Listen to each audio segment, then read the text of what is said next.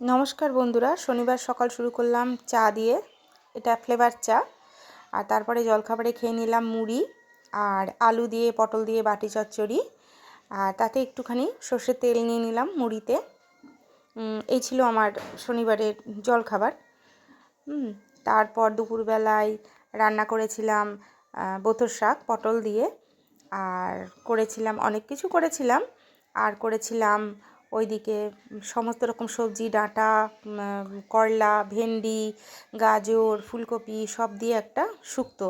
দুপুরের খাবারে ছিল আমার ওই শুক্তো, শাক, এটা আলু পটলের দম আর আমের চাটনি ছিল। এই দিয়ে আমি দুপুরের খাওয়াটা শেষ করেছি। তারপর বিকেলবেলায় আবার ছিল দুধ চা, ঘন দুধের চা, তার সঙ্গে বিস্কুট। আর রাতের খাবারে আমার সেরকম কোনো রান্না করা ছিল না, বাইরে থেকে আনা ছিল কচুরি, আর এটা ছিল ছোলার ডাল, আর এখানে ছিল বেকড রসগোল্লা আর মিষ্টি, এটা একটা রোল মিষ্টি। এই দিয়ে আমি রাতের খাওয়া শেষ করেছি।